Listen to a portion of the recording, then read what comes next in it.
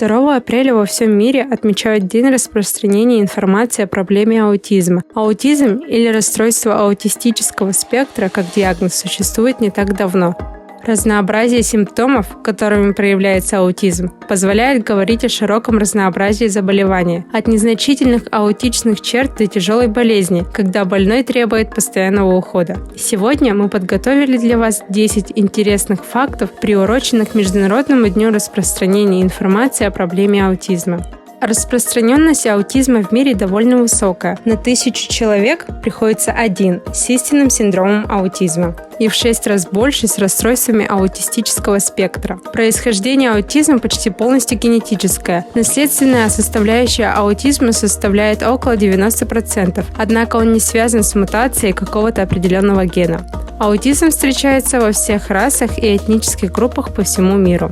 Аутизм считается болезнью длиною в жизнь. На сегодняшний день официальная медицина аутизм не лечит. Тем не менее, от 3 до 25% детей с годами могут утратить этот диагноз.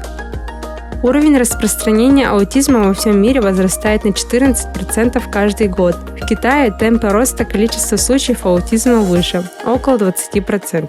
Людям с аутизмом бывает очень трудно понять чувства по выражению лица или же языку тела. В разговоре они уделяют внимание лишь словам и часто понимают их буквально. Собаки улучшают качество жизни детей с аутизмом, их безопасность и независимость. Присутствие тренированной собаки смягчает агрессивное поведение, успокаивает ребенка и служит звеном, соединяющим его с другими детьми.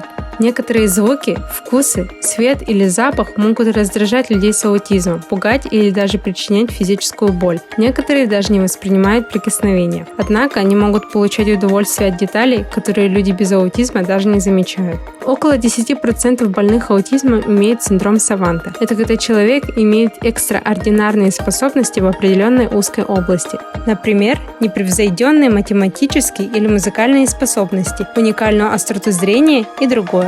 Многие люди с аутизмом очень педантичны, склонны к предельной точности. Все вещи всегда должны лежать на своих местах, и нельзя нарушать их порядок. 5 известных людей с синдромом аутизма. Стэнли Кубрик – гениальный кинорежиссер, подаривший миру космическую Одиссею, сияние и цельнометаллическую оболочку. Билл Гейтс – предприниматель и основатель компании Microsoft.